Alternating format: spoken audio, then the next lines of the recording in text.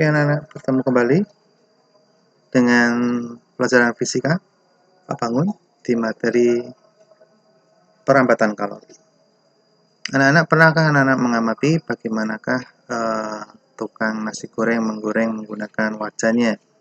Di ujung wajan biasanya dia menggunakan lap atau menggunakan pegangannya terbuat dari kayu. Nah, pegangan dari kayu itu sebetulnya berfungsi sebagai apa? Supaya tidak kepanasan. Kenapa tidak panas? Karena kalor atau panas itu dapat merambat. Nah, bagaimanakah sebuah panas itu dapat merambat? Ada 3 cara. Yang pertama adalah dengan cara konduksi, yaitu bagaimana? Nah, seperti ini. Kemudian konveksi, dan yang ketiga adalah radiasi. Nah, konduksi dalam kehidupan sehari-hari ada banyak sekali yang terjadi perambatan panasnya. Prinsipnya adalah ketika ini dipanasi, kemudian dia bergerak menuju ke sana kan begitu. Banyak menggunakan alat terpanci dan segala macamnya, setrika, menggunakan konsep konduksi. Apa yang terjadi? Panas ini dipanaskan ke sana, tetapi apa? Ini besinya itu tidak ikut bergerak ke sana. Alas apa? Besinya diam. Yang bergerak apa? Kalornya bergerak. Kenapa dia bisa bergerak ke sana, kalornya berpindah? Karena partikel-partikelnya itu jadi bergerak lebih cepat, kemudian senggol partikel besinya, sehingga seolah-olah panas yang merambat ke sana. Nah, istilahnya adalah perambatan kalor yang terjadi pada logam dengan catatan partikel logam tidak berpindah. Logamnya ini tuh tidak ikut berpindah. Nah, jadi secara matematis misalkan ini logam memiliki luas penampang A, panjangnya L, ini adalah suhu yang dipanaskan suhu awal, ini suhu akhirnya. Maka besarnya seberapa cepat dia ke sana itu tergantung sama apa? Satu, jenisnya. K itu adalah jenisnya. Kedua adalah luas penampangnya. Semakin besar luas penampang yang kena, maka akan semakin cepat. Itulah kenapa wajan itu dibuat lebar supaya cepat panas. Yang kedua adalah L. Dibagi L, semakin panjang berarti merambatnya kan semakin jauh, maka butuh waktu yang lebih lama. Kemudian yang kedua jelas adalah suhu yang diberikan. Kalau suhunya di sini semakin tinggi, maka lajunya ke sana akan juga akan semakin cepat. Nah, secara matis ini ya pengertiannya. K itu adalah konduktivitas bahan atau jenis dari bahan. A itu luasnya dalam satuan meter. Nanti satuannya hati-hati dengan satuan-satuan ya. Kemudian konveksi. Nah, konveksi itu terjadi pada zat cair. Nah, ketika kita memanasi air, yang terjadi apa? Contoh, kalau anak-anak mengamati merebus sayur sop. Sayur sop itu ada wortel. Wortelnya itu nanti ikut bergerak muter-muter ke sana. Ya toh, berarti wortel aja ikut bergerak, apalagi airnya. Berarti pada konveksi terjadi perpindahan partikelnya. Begitu. Kata kuncinya terjadi perpindahan partikel. Nah, nilainya itu senilai dengan H kali A. H itu sama, tergantung dari jenisnya, zat cairnya apa. Yang kedua adalah luas penampangnya, seberapa besar luas penampang dipanasi. Kalau luas penampang yang terkena panas itu semakin lebar, maka lajunya juga akan semakin besar, dan suhu yang diberikannya. Itu adalah konveksi. Nah, dan terakhir adalah radiasi. Nah, bedanya radiasi adalah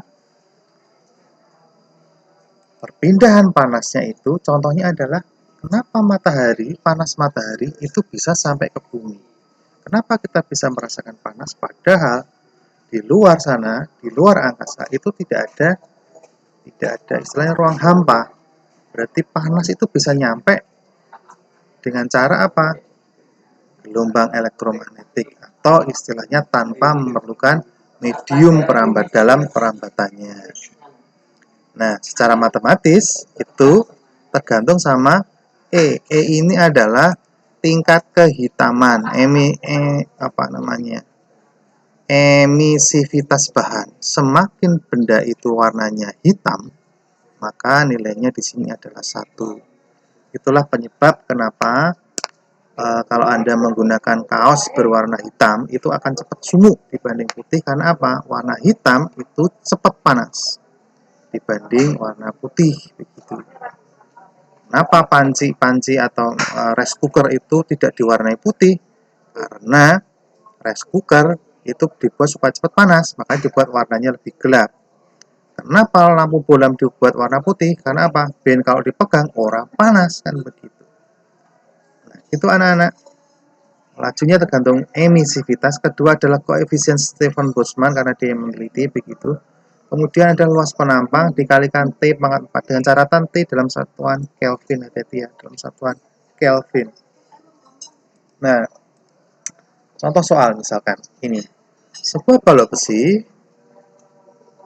penampangnya kecil, suhu ujungnya 500 dan 100. Jika panjangnya 50, berapakah laju? Oh, berarti ini adalah kalau besi konduksi. Berarti hiper T itu sama dengan Ka delta T L. Nah, berapakah laju persatuan luasnya? Berarti dibagi A-nya di sana. Gitu. Karena dicari kan laju perluasannya. Yang kedua adalah soal 2. Dua buah batang penghantar panjangnya dan luasnya identik disambung. Nah, satunya suhunya 80, satunya 20. Berapakah suhu di tengah-tengahnya di sana? Nah, suhu di tengah-tengahnya itu harus hati-hati, pasti di antara 80 sampai dengan 20.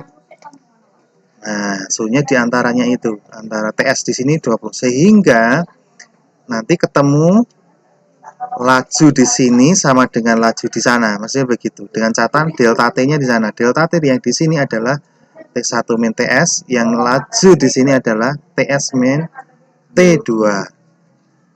Diketahui ini tinggal dimasukkan persamaannya. Karena dia adalah konveksi, masuknya adalah Ka delta T per L. Ka delta T per L. Konduksi ya, karena dia konduksi. Nah, berarti kan delta T-nya di sana. Delta T-nya di sana. Hati-hati ya. Yang ini dikurangi TS, T sambungan. TS itu adalah T sambungan. Sehingga ketemu masukan matematisnya dapat. Begitu, anak-anak. Nanti silakan dicermati. Kemudian, contoh misalkan soal konveksi. Udara suhunya 30. Sekian ukurannya adalah ini. Berapakah jumlah kalor yang berpindah? Tinggal matematis saja ini sebetulnya. Tinggal dimasukkan, kalau sudah diketahui, sudah ketemu. Dan yang terakhir, soal tentang radiasi. Sama, radiasi. Kalau suhunya adalah 727 derajat Celcius, catatan harus dirubah dalam Kelvin. Nah, hitung kalau dipancarkan selama 1 menit, dalam detik, dirubah dalam detik. Saat permukaannya ini dirubah ke dalam meter satuannya.